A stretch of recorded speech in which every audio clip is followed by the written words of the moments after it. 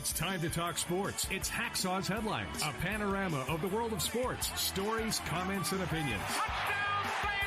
Now, here's iconic sports talk show host Lee Hacksaw Hamilton and co-host John Riley. It's a Thursday up and down the West Coast. Who wants to talk sports? We do. Good afternoon, everyone. This is Lee Hacksaw Hamilton, along with my co-host, the irreverent John Riley. We welcome you to our Dixieline Lumber and Home Center stores and our Thursday podcast as we go towards a great sports weekend. John, we're going all over the roadmap in the next hour with a Thursday podcast because we got baseball, we got NFL football, we got some interesting storylines to talk about in college football, an unbelievable out of the clear blue sky NBA trade, and we got golf. Boy, what a busy time. Yeah, it's a lot going on. This is a great time of year for sports. You know, with Major League Baseball coming to a close, going into the playoffs, NFL, college football, college basketball right around the corner, too. So, yeah, this is a great time. Our Thursday podcast brought to you by those guys, Dixieline Lumber and Home Center stores. You know, there are 9 locations in San Diego to serve you. You got projects to get done for the fall, whether you're doing it yourself or somebody else is doing it. Ask you to go visit Dixieline Lumber stores and just see what they've got to offer. For the fall, fix it, build it. We guarantee you will enjoy it. Topic 1. Okay, here we go. Padres, lots of storylines here, Lee. Padres end of the season, beginning of possible changes. We're going to go a lot of different directions here. Let's start, first of all, with what's going to happen, we think, Monday afternoon. Peter Seidler, the owner, recovering from surgery. One of his lawyers from Seidler Equity, the president, Eric Grupner, Bob Melvin, the manager, A.J. Preller, the general manager, will meet. We believe Monday afternoon after the conclusion of the regular season, and they will determine what the future of the organization is going to be, John. We're sitting here with a Padre franchise that is in the middle of terrible dysfunction. They're scuffling and struggling and hoping they can find a way to back into the playoffs, but it might be too little too late. But the bigger story and the word that's being used from people in and around that organization, the bigger story is the civil war between Preller and Melvin over the operation of the team in the dugout, in the clubhouse, and on the field. At this point in time, the theory is that Seidler wants them both to stay. He wants them to work this thing out. It's been 2 years running, and it looks like the Preller-Melvin relationship is deteriorated, much like the Preller-Andy Green relationship, the Preller-Jace Tingler relationship, etc. Is Melvin going to walk away? That's possible. Or is there a mandate, we're going to change the way we're going to do business, which means to me, A.J. Preller is put on notice. You must give him his freedom in the clubhouse and in the dugout to run the team that you put together for him. That's what I think the Monday meeting is going to be all about. What's the outcome? I don't know. But I am of the opinion they need to keep this together one more year and give them one more year with the mandate. You make some changes, how you interact, how you relate, who makes what decision at what point, who makes the other decision, and who controls the game. That's just my brief overview of where we are in the front office war with the manager in the dugout. Your perceptions. Oh, this is an interesting thing because, first of all, what are some examples of the meddling that Preller is doing? Is he telling him who to start or which relievers to use or who to bat in what part of the order? I mean, what kind of meddling is happening? Here's the volume of the metrics for this afternoon's game. Read it and use it. And by the way, this is who is going to play. And by the way, this is whom we recommend is first guy out of the bullpen, who doesn't pitch, etc. I think there's a lot of that going on. Okay. Now, understand, Melvin came from a metric-driven system in Oakland, and I don't think Billy Beane was an easy guy to get along with, and yet they worked together. I get the sense that in Oakland, they gave him that sheath of papers, and they had their staff meetings, and then they let him go into the dugout and run the team. I get a different sense here that Preller's fingerprints are on everything, every minute of every day. And, you know, the 32 people who anonymously contributed to the articles in the Athletic and the UT kind of painted that same picture. Interesting. So I think that has to change. I don't think Melvin is pushing back and saying, I don't want to hear from your metric people anymore. Just let me manage the game. But he is pushing back and saying, you gave me this roster. You're giving me these metrics. Let me run this thing game time and do it the way I think it has to be done. So that's where we are with that scenario. I think they should both stay there, just rearrange the decision-making structure. Somebody has to back off, and I think it's Preller that needs to back off. You build the roster, you give him the roster, you let the man run the clubhouse, run the dugout, and run the game. Agree or disagree? Well, no one likes a micromanager, and that's what we're dealing with here. Mm-hmm. Yeah, so, I mean, they got to make some changes here. So hopefully they can come to peace, come to terms. Yeah. That's where we are as it relates to the, quote, civil war, and that's the latest word that has been used by the national media as it relates to A.J. Preller and Bob Melvin. Okay, let's look at the names on the lineup list here because they got some really tough decisions to make. And I'm going to walk you through a couple of things here. What Blake Snell has done here is unbelievable. He's got a 1.20 ERA in his last 23 starts. Wow. The only guy that has put up those kind of numbers, 1.20, was Bob Gibson, St. Louis Cardinals, 1968. Wow. 0.65 ERA over a 23-game window. Blake Snell has almost equaled what Bob Gibson did. Now, Gibson had a phenomenal career. Snell has been Jekyll and Hyde. He's making $16 million a year. He's represented by you-know-who. Scott Boras. Price tag, according to Boras, might be $30 million. I would never pay a pitcher $30 million.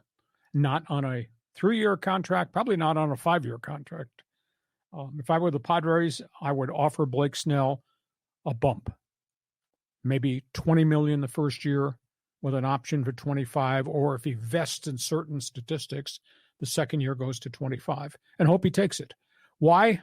And I'm going to pull this word out of my pocket that probably doesn't fit in any conversation. It's called loyalty. Mm-hmm. They resurrected his career. Tampa Bay got rid of him because he was so erratic. And he was erratic here, and then finally flipped the light switch on and figured a lot of things out, at least this summer. But knowing his history, that doesn't guarantee it'll be like that next summer. I would try to bump him to 20 with clauses that could push it to 25, maybe over 2 years. And if Boras says no, then you have to cut ties. Josh Hader, price tag $13 million. Really rock solid guy. Probably a $20 million relief pitcher per year. That's the going price for the guys that's upper echelon there. I'm a little bit taken back by this stuff that's just happened within the last couple of weeks about availability. Yeah, really. I know my arm and what I can do and what I don't want to do and what I've been allowed to do. And I was kind of offended when they're fighting for their playoff life. This guy's only pitched, I think it's 15 innings now since August 1st. And it's the end of September. 15 innings. Right. So I have a problem with that. But he's earned a bump maybe to 20. Juan Soto, arbitration eligible. His price will probably go to 30 this season. I would just sit there and let him continue to play on a contract year. See if he can reproduce it. Then you have to make the decision. Of course, you got to deal with you-know-who. Scott Boras. Okay, there we go. Now, other decisions. Michael Wacha, spectacular year. Padres had a really good year. Boston. If the Red Sox had him, they'd probably be in the playoffs because he's been rock solid, reliable. He's fought through some issues. There's an option there. What do they do? 2 years, $32 million. That's a $16 million per season bump. I guess I'd give Wacha $16 million on a 1 or 2 year contract. I don't know what they're going to do with Lugo. He's got an option. He's making 7.5. He's been trustworthy at the back end. Maybe I bump him to 10. I don't go beyond that because nobody pays their 4th or 5th or 6th starters $15 million. Mm-hmm. And Lugo sat there forever and ever before he finally got signed because everybody had questions about him. He's been more than adequate, but he's been okay. Nick Martinez, he's got an option that could afford him $8 million per season the next 2 seasons if the Padres pick up that 2-year option. He's been pretty serviceable. $8 million's kind of high. for kind of a back of the rotation, first guy out of the bullpen guy. It's the going rate. So here's the question, and I don't have an answer for it, John, but since you wanted to co-host out in left field, you're going to give me an opinion on this. Okay. All those names I mentioned, Mm-hmm. if you keep them in place at the pay raises I just handed out, it's a $46 million increase to the payroll. Right. So the burning question is, where do you get the $46 million from? How do you do that? Because you're tacking on more money to each of these guys without taking care of Soto, except Soto will get an arbitration type contract. So you tell me who you keep, who you delete. Where's the $46 million coming from if you're going to take the payroll down from 253 down to 200? John, the table is yours. If they're gonna bring the payroll down to 200, they can't keep any of these guys. I mean, well, they have to keep Soto because he's under contract, but Snell and Wacha and Lugo are going to walk. And then Nick Martinez, I guess, is it a player option or a club option? A club. So they might let him walk too if they want to get down to 200, because apparently there's something going on with the debt ratio, that they need to get down according to MLB rules. But, in my fantasy dream world, I would make the same offer to Snell, give him a bump, hope he takes it to stay here because he's had such great success here and he loves Mud and Dawn, and all of that. But Hader needs to walk. We can plug in Suarez. Lugo and Wacha have been tremendous. It'd be great to keep those guys as back end. Martinez, he's a little shaky, but I think you hang on to him too. As far as Soto goes, again, in my utopia, you keep him too. He's had a great year. What his OPS is over 900. He's had 30 home runs, 100 RBIs. He's been killing it lately. And he's playing like the Soto that we always expected. So why wouldn't he duplicate it next year? I think he still try to work a long-term deal with it. But if the mandate is to get to 200 million, well, you're screwed because you got the Fab Four. They're all locked in. I mean, you don't have much flexibility. Here's a sidebar angle to all these economic things we're just talking about. Plain and simple, they don't have a $60 million a year TV contract now. So that's money that's not coming in the door effective next year. I think the TV rights fee, even though MLB's taking it over, could be a lot less. On top of that, by not making the playoffs this year, not having home playoff games, that's $10 million revenue that they're not getting from what would have been playoff game home revenue. Yeah. It's a big issue. That being said, they busted the all-time attendance record, John, of over 3 million, 3.23 million this year. Nice. Mega profits. Ticket prices are going up. They keep this core together. These guys bounce back and have a really good season next year. Sky's the limit in terms of revenue, and I would think profits. Now, whether that means a $250 million payroll again, I don't know. So there's a lot of ancillary dollar questions that are out there right now. So we'll see what Monday brings as it relates to the Civil War conversation. And then obviously the evaluation as the off season begins and who's going to be making those decisions and what are they willing to spend. It's going to be really interesting. So we will go from the baseball season to a very busy off season effective Monday morning if there's no playoff game. Oh yeah, it'll be like a Black Monday, right? Like they have in the NFL. But we never really can see the books of these franchises, and I think Fortune magazine will usually kind of do an estimation of their profitability. But it makes you wonder, like if you were looking at the Padres as a business entity, their annual revenue, their annual expenses, are they profitable? Are they losing money? Is Seidler going into his pocket? I mean, obviously, they're going to make the money down the road when the franchise value keeps going up and he sells it, he'll cash out. But I often wonder that even in a situation like this, where the TV revenue is down, the expenses for the $253 million payroll are way up, is it profitable? Is it a profitable enterprise? And I'm not sure if we're ever going to know. I think history writes that the owners kept having to have cash calls. Now, they weren't real good teams for a chunk of time, and prices were going up, the Kevin Brown contracts and all that, and the owners had to keep going to cash calls. But that was a different set of circumstances. This is Petco Park. This is Gaslamp. This is Padres own the market economically in terms of corporate sponsorship because the Chargers vacated. So I think the dollar numbers are really different now than they were under the Kroc era. They were obviously under the terrible Tom Werner times. And the dollar values are even greater now than they were in the John Moore's successful run with Larry Lucchino. It's really interesting to see where they're going to go, and money is driving what will be a lot of decisions. So that's what I would do if I were king. Hey, want to remind you that our podcast is brought to you by Dixieline Lumber and Home Center Stores. 9 locations to serve you. You got projects for the fall going towards the winter. We invite you to take a tour at any of the 9 Dixieline Lumber stores. John, before we move on to the next baseball topic, we just hit a lot of hot buttons with Padre baseball. We got people on the live stream. Explain to everybody that's joining our live stream how we want them to give us your bleeping opinion on the Padres and the Civil War in the front office by joining us on what we call Fans Forum. Yeah, so like have a take and don't suck. I mean, that's the old mantra from the 690 days. If you have a question or a comment for Hacksaw, you got an opinion about the Padres, the Dodgers, the Chargers, the Aztecs, or any team in America, let us know. Drop your question or comment in the live chat on Facebook or YouTube, and we'll get you involved in Fans Forum at the conclusion of Hacksaw's headlines. And you can subscribe. We want you to subscribe. We want you to share so that you'll know every time we put something new up on our YouTube channel. So how do they do that, John? Well, I mean, you go and subscribe wherever you get your podcasts. And we're on all the audio-only platforms. If you're watching on YouTube, just click on that subscribe button. Click on the bell. You'll get the updates because we're dropping new videos every day of the week. And be sure to like, follow, share, and subscribe Lee Hacksaw Hamilton. He's on every social media platform.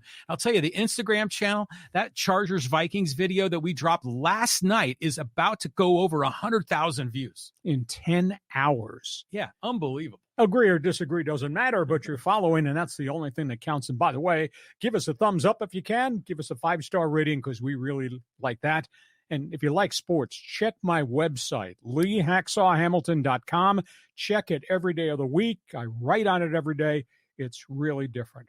So we go from Padre baseball, which has been a season of despair, to an unbelievable end of the season in Baltimore that now has an asterisk next to it because of a sad note. Yeah, Brooks Robinson. I mean, one of the all-time great third basemen, the Hoover. Remember, that was his nickname, wasn't it? Back in the day. A great headline. Lord Baltimore, Mr. Oriole, passes away.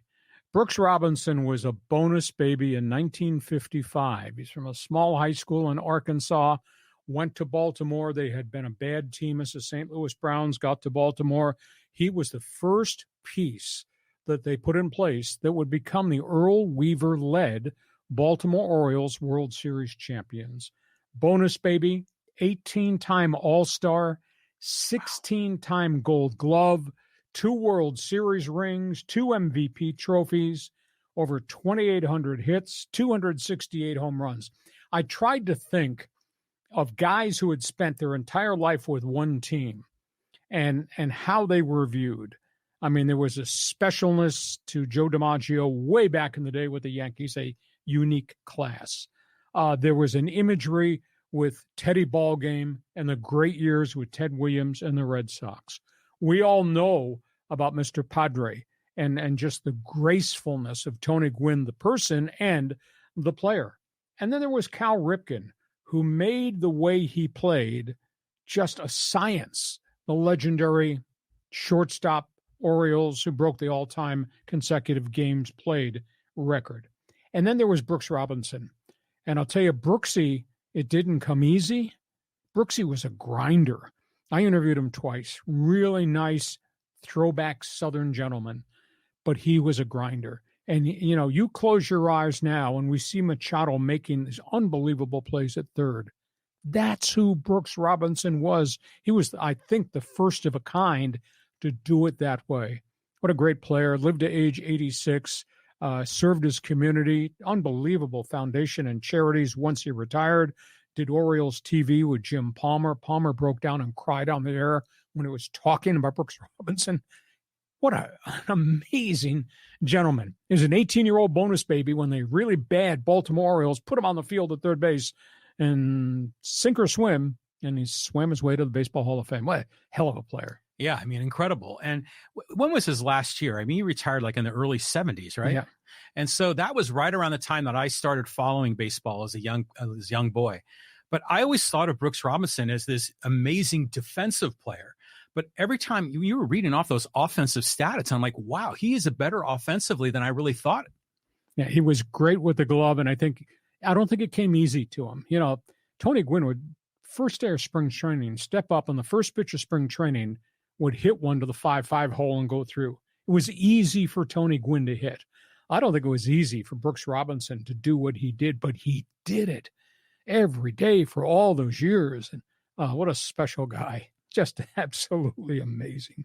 So we say goodbye to Brooks Robinson, and the Orioles, I think, they're going to have the best record in the American League. They're going to have home field advantage, and they've come such a long way in fixing what had been such a downtrodden franchise. They're going to dedicate the entire postseason to Mr. Oriole, Lord Baltimore. Yeah, I mean, it's a great year for the Orioles to go on a run and celebrate the legacy of Brooks Robinson.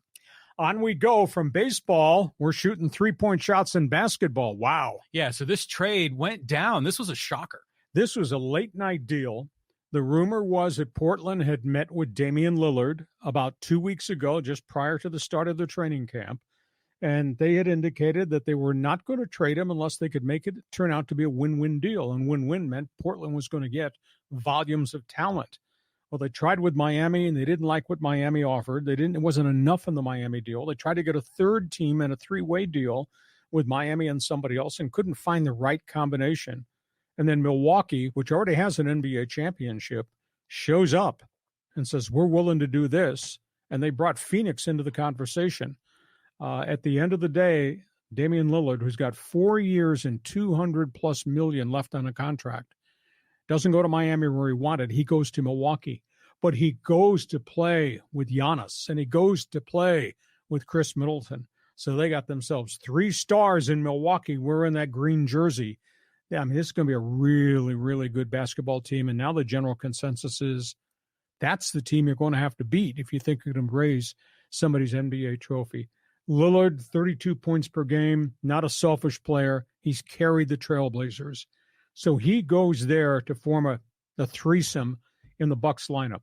Portland gets young guard Jrue Holiday, 16 points per game, really active player.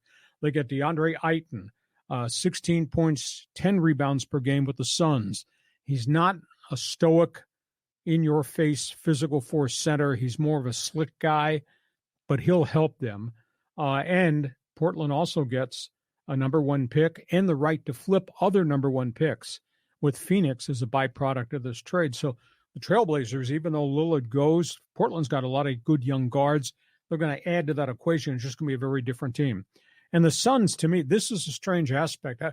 They soured on Ayton, just either the fact that he was not a gamer every game of the year, and maybe he wasn't a real hard worker, although statistically he had nice numbers. But they get a banger in Joseph Nurkic, 6'11" center. They get 3 guards, 3-point shooter Grayson Allen, Nasir Little, and young forward Keon Johnson. So they're going to be a very, very different basketball team. But then again, look who they got in the offseason in their trades. And obviously they're really pleased with what their team's going to be. But the team's not going to have that type of post player that Ayton was. And Ayton was as good an athlete as Devin Booker and all the other guys that they've acquired. And of course, they do have Kevin Durant. So it was a shocker of a trade.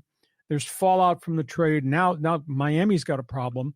Jimmy Butler is really upset that they did not pay the price or find a third team to make this deal happen. How long is what's your watch say? How long before Jimmy Butler is going to stand up and say, I want out of Miami? And Tyler Hero, the young shooting guard who had big injuries last year, but really played well prior to that, he's unhappy now because he was in this trade and he was going to go somewhere else and get a new lease on life rather than be stuck behind the people they stuck behind in Miami. So didn't work out for Miami. Your response to the big three mailing address is now Milwaukee. Yeah, well, first of all, for Lillard, he gets what he wanted, right? He wanted to have a chance at a championship. So for him, he probably wasn't expecting to go to Wisconsin, but it probably worked out. It seems like the Bucks, though, Giannis, what's his long-term future there? I think he only has a couple of years left. So this might be a tactic by the Bucks ownership to keep Giannis long-term. But I feel bad for the Trailblazer fan. I mean, I wonder what the reaction is in Portland to all of this. Well, the fact is they had the superstar and they still were unable to put people around him. Portland must be a tough place to recruit free agents to go. Mm-hmm. So he had given him everything he could. He was a solid citizen. He was never a problem. He had opinions, which is okay. So at the end of the day, he leaves, but they do get a real haul back in terms of starting players. I mean, the potential of 3 starters in this transaction will be a very different team without Dame in the backcourt there in Portland. And I'm going to be intrigued to see what happens in Phoenix because, they had the new owner that came in at the end of the season, and they paid an unbelievable price to get Kevin Durant out of Brooklyn. And so it's going to be a very different chemistry basketball team. You got a new owner walking in like, I know everything about everything, and let's go make these deals. We'll see. We'll see if it pans out. And, of course, NBA camps are opening this weekend and into next week. And as we get going, we'll talk more about the Lakers and Clippers. But if you're a basketball fan, what do you think about Dame going to Milwaukee? Jump on board there with our fans forum. Hey, we get to halftime of our Thursday podcast as we head towards this great sports weekend. Want to remind you, our podcast brought to you by the good people at Dixieline Lumber and Home Center stores. And if you got fall projects planned, you need to go to Dixieline and see everything that they've got. Sometime Friday or Saturday or Sunday, just drive to one of the 9 Dixieline locations. Just take a walk through. You'll be amazed at all the products they have. And it doesn't matter what the project is, whether you're building bookcases or whether you're doing renovation of the kitchen, doing stuff out on the patio, Dixieline Lumber is the place to go to get all your supplies. Dixieline Lumber and Home Center stores. Build it, fix it, guarantee for fall. You will enjoy it. And as we come out of halftime here, let's talk about the next topic on the table, all things National Football League. Oh, John, I'm waiting for people on Fans Forum to express a few opinions. We got games to talk about. Oh, big time games here. I mean, lots of great matchups, including the Chargers and the Raiders is always a classic. Okay, you got the Bolts versus the Silver and Black. Both of them are really banged up. Austin Eckler still got the high ankle sprain. He only worked out on the side with trainers, has taken no snaps whatsoever with the number 1 offense. He's still listed as limited as they go towards Sunday's game. Not a complicated. Joey Bosa's not only dealing with a nagging hamstring, he's got a toe injury. On top of that, Kenneth Murray, the linebacker, has got a groin injury. On top of that, Eric Kendricks is still bothered by the hamstring. He was limited in workouts. At one point, the Chargers had 9 starters who either did not practice or were limited in practice on Wednesday and Thursday.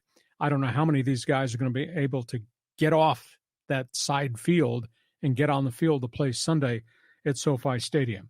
Raiders' Jimmy Garoppolo got nailed in the head at the end of the Raiders game last Sunday in concussion protocol, finally cleared concussion, did full practice today, but they gave equal snaps to him and to Brian Hoyer, the 38-year-old journeyman backup.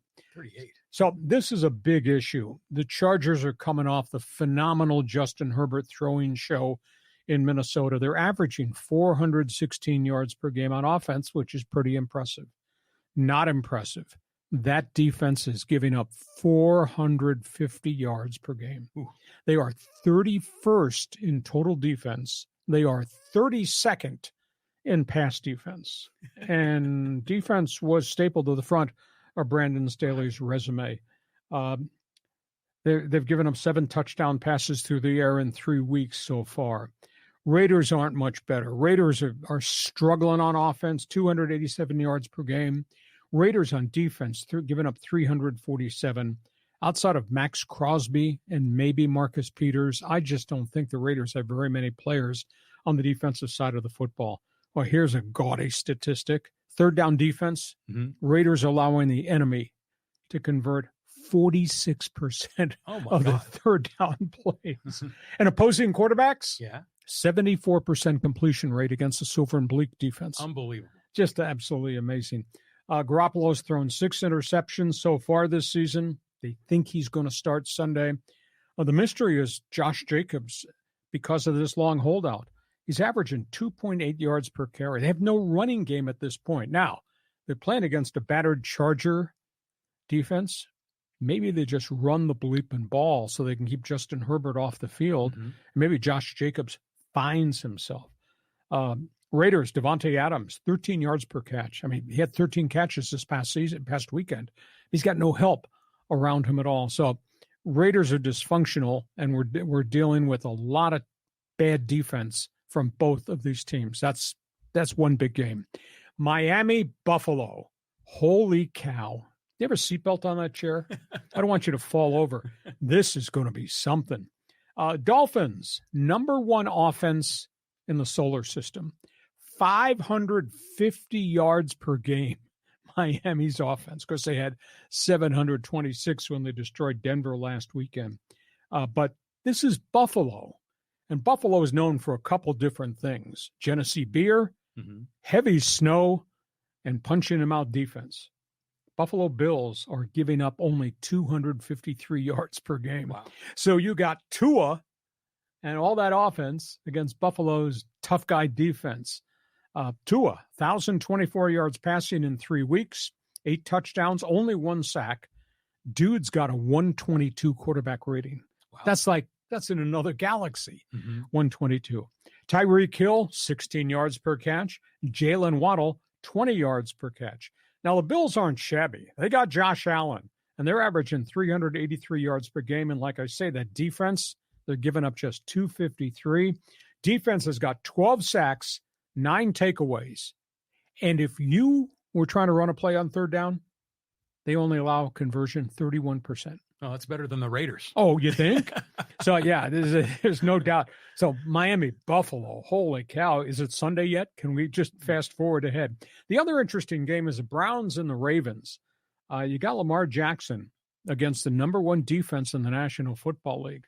And Lamar's got 800 yards in all-purpose yards, run and throw in the first 3 weeks of the season. He's had to do more than I think they want him to do because they're really nicked up at wide receiver again, and the running game has not taken off. So you got Lamar does everything on offense. Cleveland's defense, 163 yards a game. Oh, my God. Jim Schwartz, he's got those guys. That's amazing. Rolling.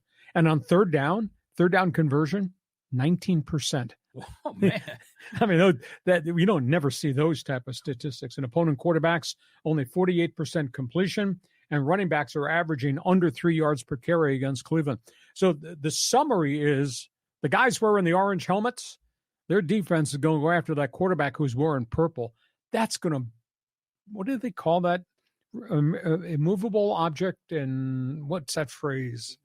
It's like inertia, right? Like the definition of inertia, a movable object will only move unless it's acted on by an outside force. Yeah, is that what you're going for? Something like that. Something like that. Yeah. But so that's what this Cleveland-Baltimore game is going to be. Those are the top games on the NFL schedule come this weekend. Your response?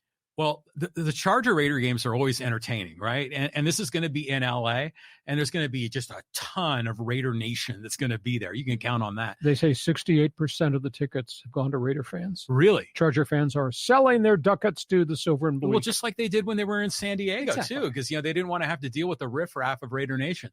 But that this game is going to be closer than we expect, that the Chargers are either going to, A, figure out a way to blow it, or B, they're going to figure out a way to make mistakes either by the coach or the players to make it closer than it should be. So I don't know what the point spread is here, but I would be taking the Raiders and the points all the way on this. Well, I think that Justin Herbert's going to go crazy against a really bad Raider defense, really bad. But the flip side is keep Justin Herbert off the field, and you run Josh Jacobs till it passes out, and then you have Garoppolo just hit some plays to Devontae Adams, then the Raiders maybe stay in this game as long as Justin Herbert is on the sidelines next to Brandon Staley rather than at the line of scrimmage getting ready to throw touchdown passes. Yeah. That's going to be the fascinating makeup there. And so what do you think about Buffalo-Miami, huh? Well, that game's in Buffalo, right? Yes. So Tua's lucky he's not going to Buffalo in December, right? Number one. But that's going to be a great matchup. I mean, you were talking about how they redid the the offense with the Dolphins and had those timing patterns. So he'd go 1, 2, 3, boom, and had all of his guys on routes and everyone knew where they were supposed to be. That's interesting to me that they've been able to make that work so well and so efficiently. So it'll be a big test going into Buffalo, but I still root for Josh Allen because he's a Mountain West quarterback guy, and he's, in my opinion, a huge success story considering where he came from in high school and how he got recruited in college. So I still have a soft spot for the Bills. I'd love to see them do well, but this is going to be a great game. Phenomenal Buffalo pass rush, 12 sacks already. That doesn't include pressures and hits. They're going to get in the face of Tua.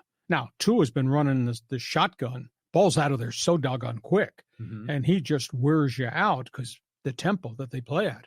So I think the burning question is, can that Bills pass rush get to that Dolphins quarterback, or does Dolphins quarterback get the ball out there so quick he just wears out the Bills defense because they can't get to him? Interesting there. Okay, and we're then gonna find out. And then obviously the third game is Cleveland-Baltimore. Boy, that's going to be a war. But then everything in the AFC North is a war. Yeah, it kind of is. It's just a tough, brutal division. But, Lamar got paid. Lamar got his receivers. So this will be, really the test. Are the Ravens where they need to be? If they can defeat the Browns and that defense, then you could say, okay, these guys are legit, because you were calling the Ravens to win that division in an upset over the Bengals. But we're 3 weeks into the season. Odell Beckham Jr. is already out with an ankle. Okay. Issues. Okay, we go from NFL football. Interesting couple of games we're going to talk about. Come college football, yeah, John. College football time. Big games here for our SoCal teams. Yeah, you got the Trojans in Boulder against Colorado.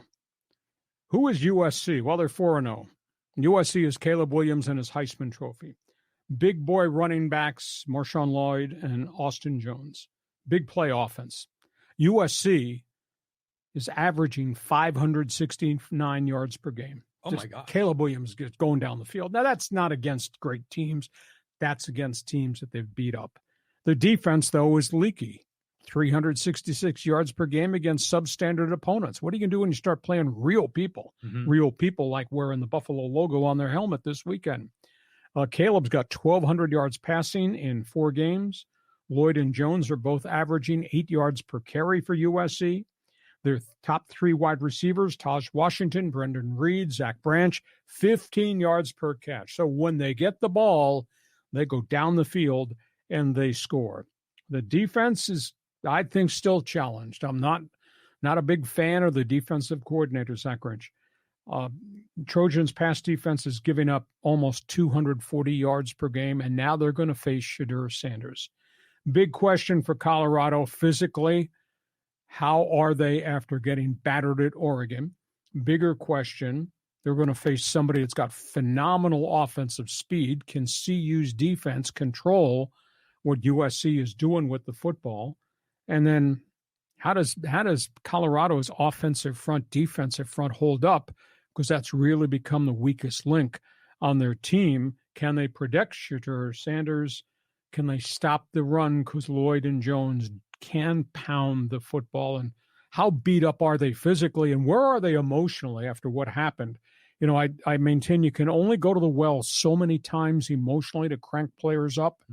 And they really had to amp it up to beat Colorado State, which was a hell of a war. And then they had to amp it up to go face Oregon, and boy, they got trashed there. And obviously they had a really tough game to start this whole thing against TCU, and they wound up winning that. So how many times can Deion Sanders push that button and have his players respond? And what happens if they get smoked again this week? Well, I think there's a chance that they're going to have some trouble here. I mean, you could argue that SC is better than Oregon. So this is going to be a tough game, even at home in Colorado. But, I saw one of the last pressers that Deion Sanders did, and he gave high praise to Lincoln Riley. And Lincoln Riley just gave high praise to Neon Deion. It's the first coach that's not denounced Deion for any or all reasons, because all those other guys they played. I will say this. I think Deion Sanders has been good for college football. I think he has just single-handedly brought unbelievable interest back to the televising of games along the way. So that's been really positive. Now, whether or not he's done it the right way, every coach you talk to has a much different opinion along the way as to what he's done. But I will say this, that Deion has credited Lincoln Riley for the rejuvenation of the Trojan program. And then at the same time, Lincoln Riley was just really positive about Neon Deion turning around a moribund CU program and, revitalizing Colorado football from what they were at 1-11. And again, Lincoln Riley is the first of any of these coaches before they played their games against Colorado that said positive things, because everybody else, from Matt Rule ripping him about the transfer portal to what happened with the Colorado State coach saying, take off your sunglasses and respect the game, will you? Obviously, what happened Dan Lanning did as he ran up the score at the University of Oregon. Everybody else has kind of shown disdain towards Neon Deion. And here Lincoln Riley spoke very positively about Coach Prime, and he did the same. That being said, John, it might be 56-21 this weekend because I just think there's way too much USC firepower compared to what CU can put on the field. And I worry just about the mental wear and tear and the physical wear and tear because Colorado looked like they were a really beat-up team. Yeah, wow. Well, first of all, apologies. We're back online. John Hopkins is saying that we lost sound. But can you hear us? If you can hear us, type in the live stream that you can hear us or not. That way, at least I can figure out what's going on. But, and we lost all of our live stream questions and fans forum. So if you want to dial back and jump back into the chat room, just give us a mini question. Everybody that was online, like I said, we had a power failure here. This first time it's ever happened in over a year. It was just bizarre. So I'm not sure if okay, he can hear us. Jesse can hear us. Thank you, Jesse. So it's going back to Colorado and SC. First of all, Caleb Williams, unbelievable. What he's able to pull out, maybe a back-to-back Heisman year, potentially. Remember Lincoln Riley, when he was at Oklahoma, he was this offensive guru, and the defense stunk in Oklahoma. Still does. It still does at SC. Now, interestingly, Oklahoma hired the defensive coordinator from Clemson to come in, and now the Oklahoma defense is actually pretty good. But back to SC, yeah, they're going to roll. It's going to be like, what did you say, 55-36 or something? It's going to be something like that. And then Shiloh Sanders went into the hospital, I heard. So I don't know how he's doing. Travis Hunter's probably out. So, Sugar Sanders is going to be running for his life and hoping he can hit some receivers. Yeah, I just don't know that Colorado right now has got enough athletes, and nobody's going to ambush anybody anymore because everybody's now seeing what CU is running. But that being said, John, once they get through this game on Saturday, the schedule spins differently for Colorado as they move into the Big 12. So I think they're going to win a chunk of games if they can keep their guys on the field and obviously get the injured guys back up and running. So that's an interesting game there. Now, next topic on the table has to do with this team in this town. Yeah, the Aztecs, they're going up against Air Force. This must win for Brady Hoke. Yeah, they've lost 3 in a row. You don't want to make it a 4-game losing streak. I thought they'd be right there with Boise State, and then they just ran out of gas and got killed on chunk plays last Saturday. Now they got to go to Colorado Springs, and we know multiple things. Air Force is going to run the ball, and run the ball, and run the ball more. And you got to play at altitude, and they play ball control. Air Force leads the country in rushing. Air Force leads the nation in time of possession. Air Force, and it's weird, they're second in the nation in defense, giving up just 223 yards per game. They've got their hands full here. Air Force ran for 400 against San Jose. They're averaging 340 yards per game on the ground. It's weird. They don't throw it very much, but they make it play so much up front that they're averaging 27 yards per catch when they go down the field and throw. So your guys in the secondary have to hold up and win one-on-one matchups because they're going to be naked out there covering those guys because you got to commit so many people up front. I think the key is Jalen Maiden and the Aztecs have got to be able to pound it. Now, they think they've uncovered a couple of wide receivers plus the tight end. I think they have enough weapons to get on Air Force early. If they can make it 14-0 early, that's a big hill for Air Force to climb. They have to put 8 guys in the box. They're going to have to blitz the gaps. That's how you slow down that offense that Air Force runs at you.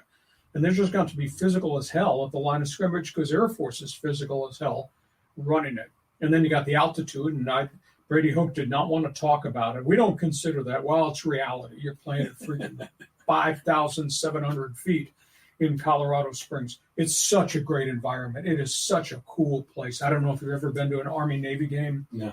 Colorado Springs is kind of just like that. It is such a neat environment to see the parade of the cadets, and those cadets fill that stadium, to see that whole pregame ceremony. And then at the end of the game, it's really kind of cool. Rocky Long started this tradition, regardless of whether the Aztecs won or lost. He took his players to the end zone with the Air Force players, as the Air Force players saluted all the cadets in the stands, and they sang the Air Force alma mater. It's really kind of cool. Neat. And Rocky Long started this after the game. We are linked, arms to arms, with the Air Force players. So it's kind of an emotional thing to go see and experience for the first time. But damn, Air Force they're 4-0, and they're really good. And they did beat the hell out of San Diego State down here at the end of last season. So that'll be a real tough game for San Diego State. But I think I still have confidence the Aztecs have enough firepower to make this thing work. Well, does Brady Hoke still run Rocky Long's defense, right? Yeah. How many defensive backs do they play at one time? It's like, Well, 3-5-5, and what they do is they make linebackers safeties, and then they have linebackers who become blitz defensive ends, and they shoot people. But that's against somebody's running a normal offense. Yeah, you that's put what your I'm quarterback in jeopardy. Here, I just think they have to jam the line of scrimmage, and they have to win at the point of attack. Because if they can't stop that fullback, they're going to have problems. And if they can't stop the quarterback in the pitch, they're going to have problems. They got to find a way. They got to get off the field defensively. And like I said last week, Air Force ran for 400 against San Jose. Isn't it interesting, though, how Air Force in both football and basketball, every once in a while, they're really good.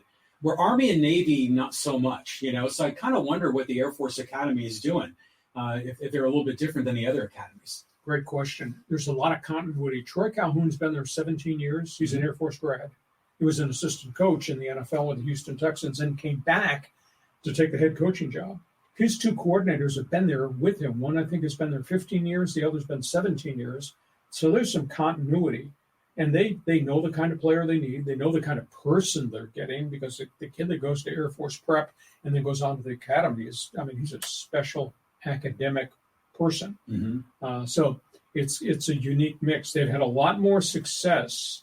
They had Fisher DeBerry was there for 1,000 years as head coach. They've had a lot more success doing what they do, whereas Army and Navy have gone through a real churn of head coaches after every 3 or 4 years, and Army and Navy have had an occasional couple of good seasons, but what Air Force has done is really, really impressive. So tough game for the Aztecs against Air Force. Those are the two big games, I think, in college football this weekend.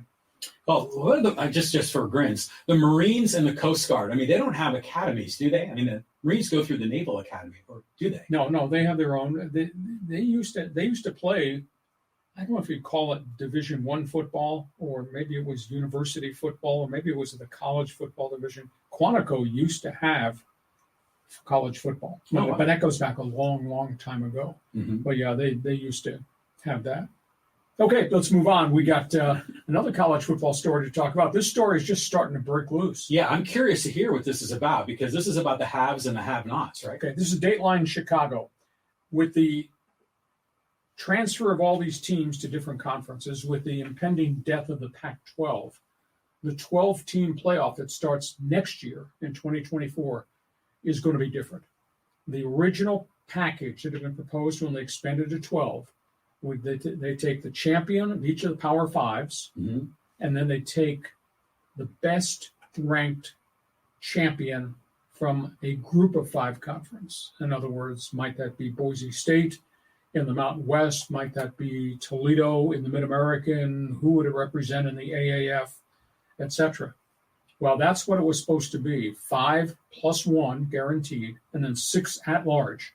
Well, now with the death of the Pac-12, a year from now, they've kind of indicated the Pac-2, Oregon State, Washington State, will only get in if they have an unbelievable record. We're not guaranteeing anybody who plays under the banner of the Pac-2 or whatever it becomes. It's a guaranteed slot.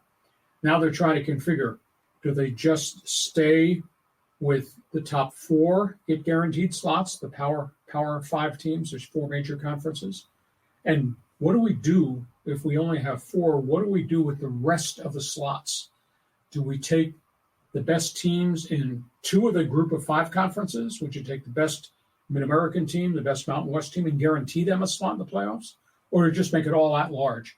So they met for 2 days in Chicago, and they talked and talked and talked and never came up with a legitimate proposal to vote on.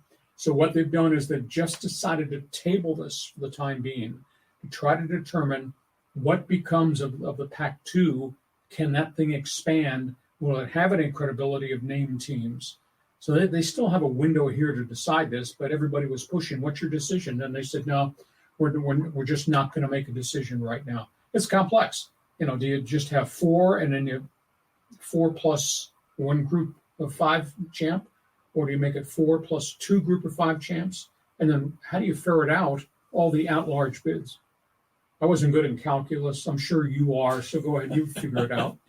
This is like, separate but equal kind of argument, which is bananas. But it's funny how they want to, drop kick Murphy, the Pac-2, get rid of those teams. But they're both having great years. They're both, top 25 programs at Washington State and Oregon State. To me, I would love to see this model destroyed, about the upper tier and the lower tier. And just take the best teams, period, And, you don't know, is a group of 5 team really as good as their record says they are because they haven't played anybody, but they'll have to figure that out. But reserving 6 of the 8 spots for Power 5 to me is just wrong. You should just take the 8 best teams and put them in. Okay. Well, they're going to argue about this, and we're going to talk about it, I'm sure, over the next 6 months, and then they're going to have to make a determination. All right, before I go to Fan Swarm, we got one more topic on the table. This one's a little bit different. Okay, we're talking golf. I mean, this is a big-time tournament now. Yeah, the spotlight is in Italy. Ryder Cup competition begins on Friday. Team USA versus Team Europe. Ryder Cup has got great history. Americans have not won on European soil in the Ryder Cup in 30 years. Wow. So that's a long time. These 2 teams are really loaded. The controversy of the LIV has been shoved off to the side. Nobody's talking about the guys who left. They're only talking about what's going to happen. This golf course, Marco Simone course in Italy, it's really different. It's hilly. It's like it's built into chunks of a mountain, John. And the fairways go up and they go down. And you got the greens that are really, really different. So I don't know what to expect from a golf standpoint. I'll tell you what we do have, though. You got Team USA with Scotty Scheffler, Xander Schauffele, Brooks Koepka. Those are the marquee guys representing Team USA.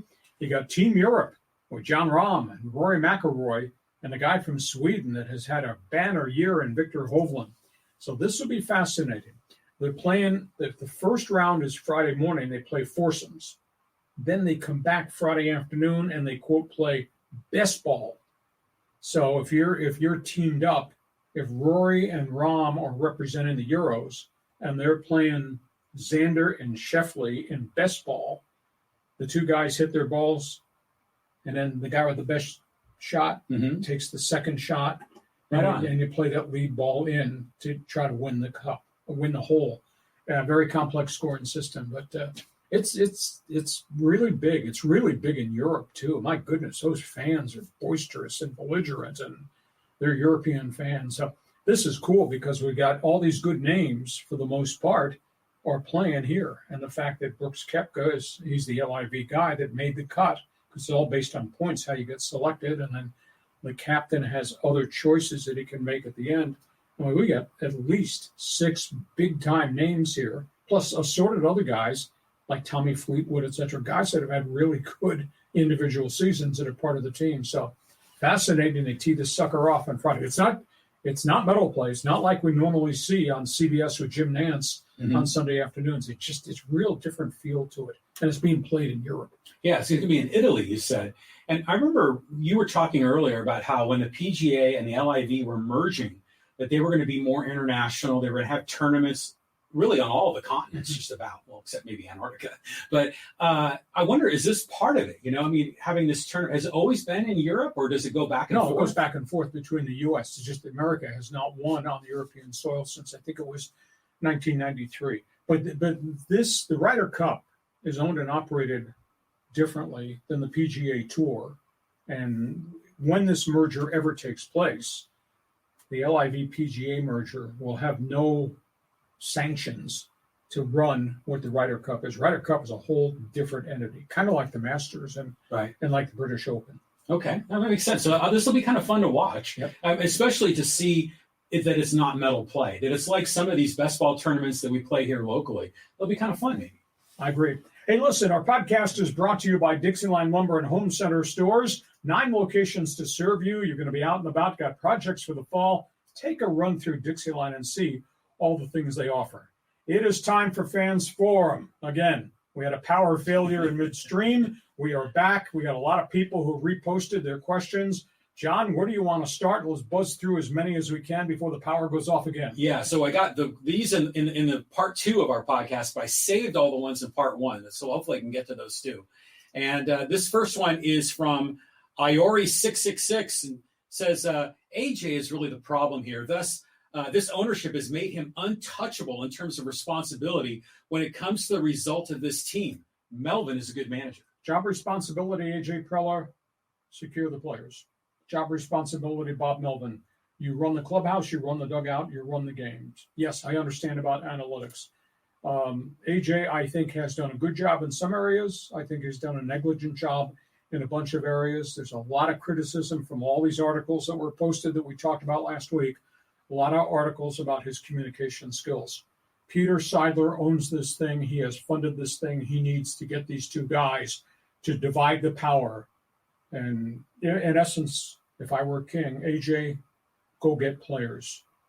AJ, stay out of the clubhouse and stay out of the dugout. You have a right to give your manager all the metrics, the analytics, but it's his game, it's his lineup card, etc. Don't know if that's going to happen, but that's what I think should happen. So back in your radio days, did you ever have executives kind of breathing down your neck, telling you what to do and how to work your job? All the time. Yeah.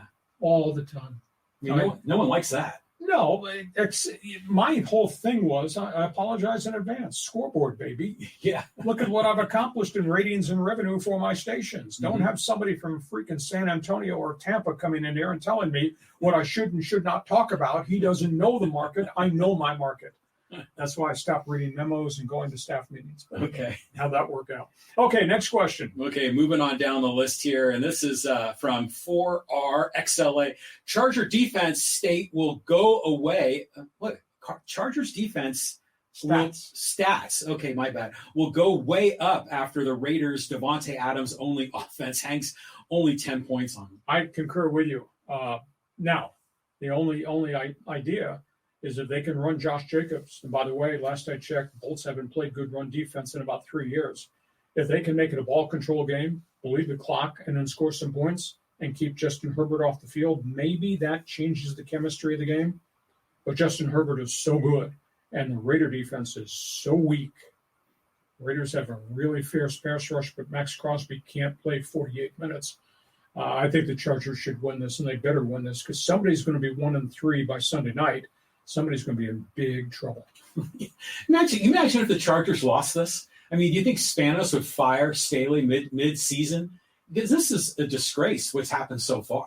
Well, as I say, they have the 31st ranked defense in the league and the 32nd worst pass defense in the league. Yeah. From a head coach who supposedly has defensive credentials. But you're a Charger fan. See what happens. You're a Raider fan. Be ready to participate also. Go ahead, John. Next question. Okay, this next one's from John, and he says, the Padres' future depends upon the health of Peter Seidler.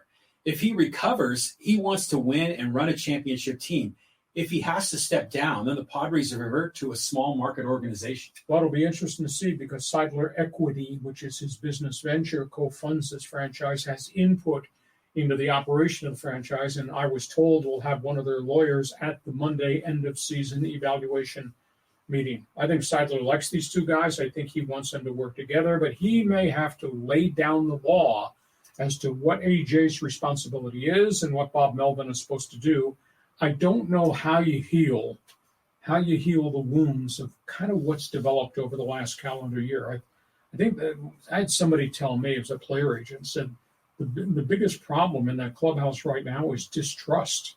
The distrust of who we are in this clubhouse and what's going on upstairs. Mm-hmm. And if it shouldn't be that way. It should be, what's the phrase, pulling the rope all in the same direction. Yeah. I don't get that sense at all with Padre baseball. So Peter Seidler has a real challenge ahead to solve this issue, because I just think there's been a complete collapse of the communication line between what AJ's job is, what Bob's job is, and why is AJ's fingerprints all over everything. Well, I remember when the new ownership group came in and Ron Fowler was in the number 1 seat, they talked about having this continuity, this consistency, and they talked about the Steelers as a model. And they said, okay, we're going to go hire a president, and they hired Mike D. And then we're going to get the GM, and then we're going to get the manager. And their vision was it was going to continue long term. But it seems they just can't find that consistency. So I'm just curious. I'd love to be a fly on the wall in that meeting on a Monday and just to hear what's going on, because we only get part of the story, and we get it filtered through the mouths of the players and other management people and the media, but you're never really sure what the truth is.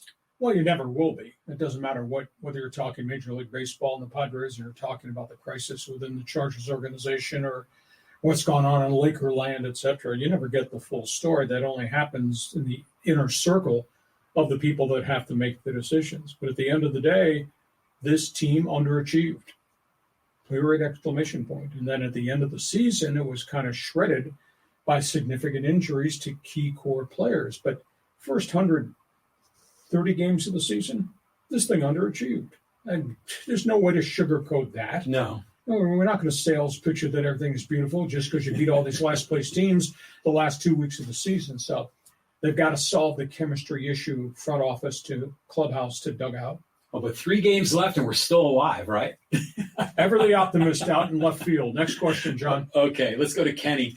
And he says, hey, when will the Bolts give Isaiah Spiller some quality playing time and see what the kid can do? Well, he's gotten some snaps, but he hasn't broken a run yet. He's probably had maybe 10 to 12 carries in the first 3 games of the season. Of course, with Eckler having been out, Josh Kelly's become the heavy guy, but Spiller has gotten snaps. I'll give Spiller credit. When he has been in there as the replacement of Josh Kelly, he has stuck his nose in there and blitz blocking and has done a good job. And Josh Kelly's done a really good job stepping into the hole and stopping blitzes against Justin Herbert. I don't know. This is weird because of the way the calendar falls. I don't know if I were the Chargers that I would play Eckler this weekend. And the Raiders are so bad, I think the Chargers can beat him with Justin Herbert's arm. Mm-hmm. And they have a bye week next week. Okay.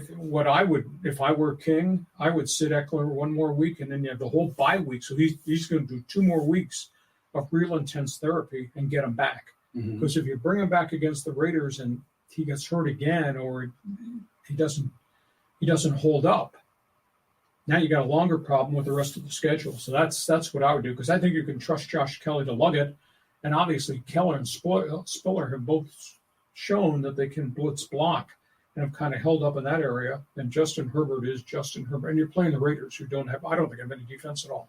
Well, do you think Garoppolo is going to play the whole game? I mean, who was the other guy? Was it Hoyer? Brian Hoyer, who had been in New England. He's been there 38. He's 38 years old. That's amazing. Former starter Houston, former starter Cleveland, journeyman at best. But I don't think that they beat the Chargers with Hoyer. Garoppolo, he took all the snaps today. Mm-hmm. He's actually 70 snaps in a Thursday workout. He took 35. I think Hoyer took 35.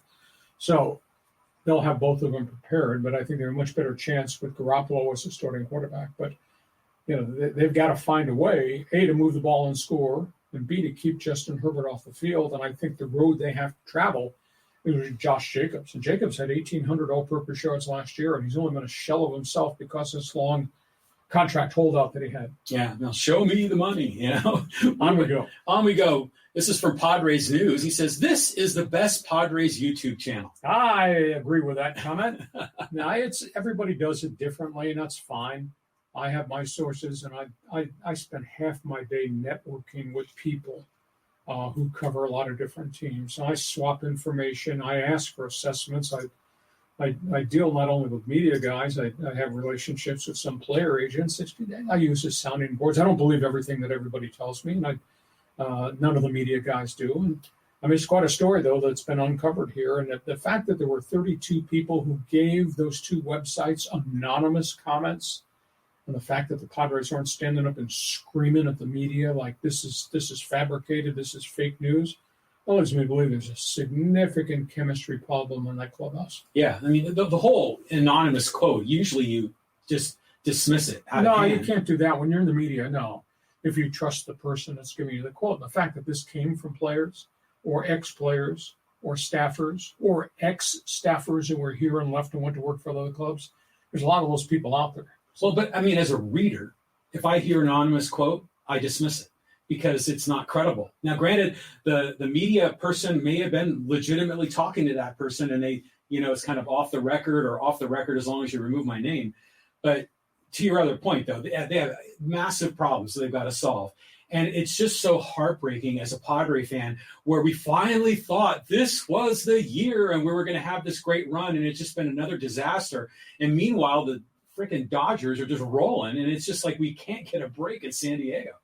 Dumbass co-host of this podcast said they were going to go 162. How'd that work out? Yeah, I was with you. I was thinking, maybe more than that.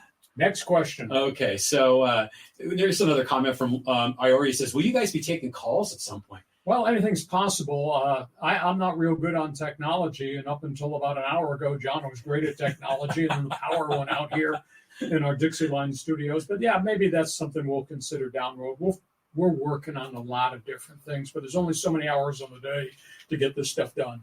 Can we get some social media comments in here? Go ahead. Let's get a few in. And let's go to, this is a common comment. This is talking about the Aztecs and why was no one there. And this is from Stuart, and he says, tickets were way too expensive. Minimum $63 plus $30 parking plus gas, wear, tear, $30 plus food. It would cost $150 for just one person to go to an Aztec game. Plus Ticketmaster fouls up my Android and PC, and there's really no way to buy physical tickets any longer. So I stay at home now. I had 2 season tickets last year, but the Arizona Heat fiasco game turned my daughter from going to any game ever. I simply can't afford these prices for a lousy, unentertaining team. San Diego State has misplayed this entire launch of the stadium just terribly. And some of their people have whined about all these fans. They just cry about everything. Well, at the end of the day, product has been questionable on the field. Obviously, the 1 o'clock games have been a bit of a blow. Even the 4:30 games have been a bit of a blow. But the pricing is absurd.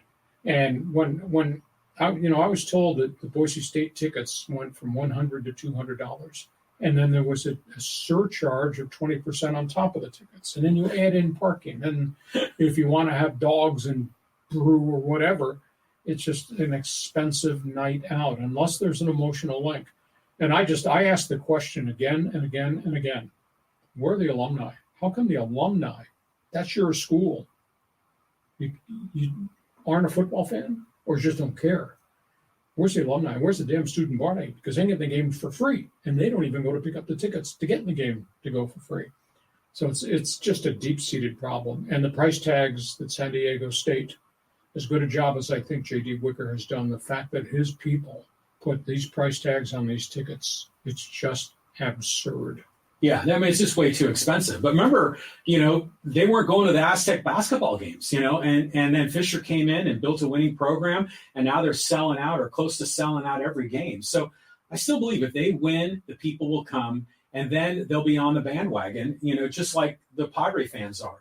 But I'll tell you what, that stadium, I went, a few weeks ago, the Idaho State game, it was great. I mean, what a beautiful facility. And I mean, I just really hope they have success there. Could be rocking, should be rocking, is not rocking. Mm-hmm. And that's on San Diego State's leadership, their marketing people, etc. A couple more here. Okay, let's go here. A little Chargers-Vikings comments from Richie. And he says, O'Connell and Cousins bailed him out by not spiking it. Cousins could have had 3 shots at the end zone instead of 1. Bad coaching all around. O'Connell saved Staley's behind. Well, there's no doubt there were mistakes made. And in his Monday press conference, Kevin O'Connell said, there were communication problems, but common sense says spike the bloody football. Give yourself a chance to call 2 plays over 26 seconds. You get 2 shots to go to the end zone, and they did not do it. And like I said on our Monday bonus podcast, these teams practice the end of the game scenarios. And I sat there with 1:20 to go, and I watched the Viking offensive lineman just wandering around after the play. The ball had been set down. You're supposed to be in your three-point stance. What are you doing? Where's the football intelligence here? And then, obviously, O'Connell should have just given Kirk Cousins the spike sign, or Kirk Cousins should have gone to the line of scrimmage and spiked the football. But the whole thing was terribly mishandled. And a situation you could have won. So they go to 0-3, and I think they play Carolina this week. What if they lose that game? What if they're 0-4? So, yeah, this could turn out to be a miserable season. And these games are so hard to win, and when you have a chance to win it at the 6-yard line and you don't get the plays off, bad. That's a bad scenario. It is bad. But a lot of these guys, like Staley, like O'Connell, they came up as coordinators, defensive, offensive coordinator. When you're the head coach, man, a lot of pressure on you. And right there at crunch time at the end of the game to make those decisions and manage the clock is not easy. But we see someone like with experience like Mike Tomlin, and that guy is smooth. He knows exactly how he's going to play it. So this is part of the learning curve for these young guys. But as fans and as a franchise, we can't afford to have them learning on the job doing this thing. You need some support. He needs to have a wingman that just talks about clock management, for O'Connell, and then another wingman to be in Staley's ear on these BS fourth down calls. But he's got a 13-year veteran quarterback in Kirk Cousins who's seen everything. Just take control of the play, and you can't communicate with the sideline because of the noise? No problem. Spike the ball. Stops the clock. There you go. Or you go to line of scrimmage and you do this, and you get the fans to shut up. It was such a fiasco at the end. Okay, how about a couple more? Well, just real quick on this one, I just checked Instagram. The video is now at 105,000 views, and we just posted it last night. Last night at 10 o'clock on Instagram. Okay, let's go here. Let's talk a little bit about Manny and the Padres leadership. This is from Steve-O, and he says, remember the thrown bat to third base, the Donaldson tag, the Pedroia Xander slides, the drop bat at the coach's feet, or the catcher's feet, the contact with first baseman's feet while running to first. Hey, Manny, it's not everyone else. It's you. And, hey, you got 10 more years of this San Diego. Best of luck.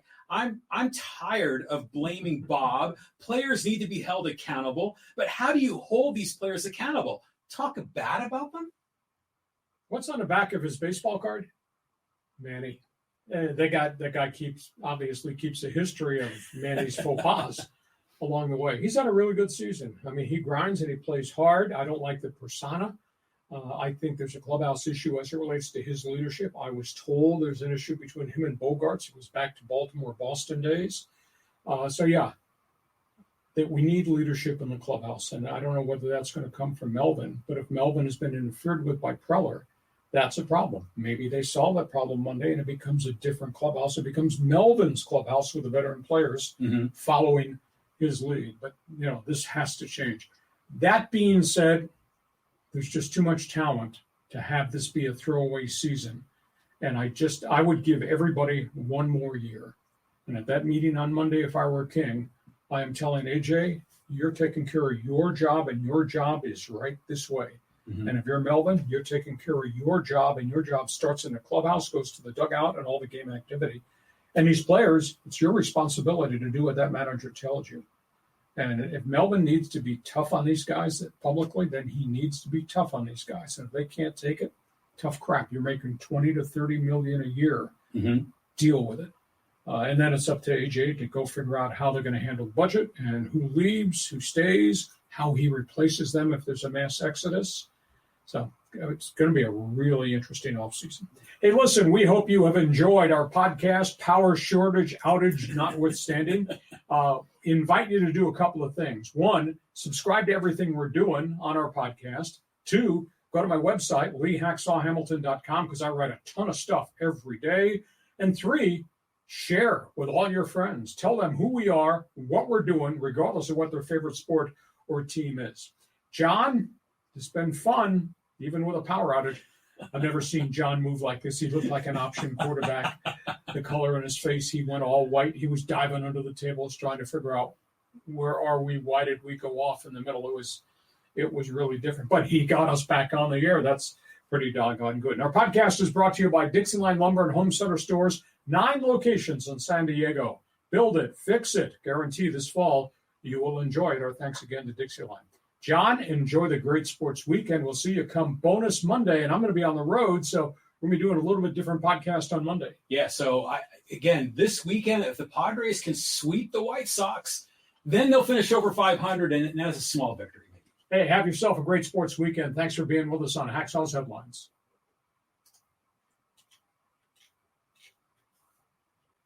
Join us again for Hacksaw's Headlines on YouTube, Facebook, and Twitter. And find the audio version on your favorite podcast apps. For more content, go to LeeHacksawHamilton.com.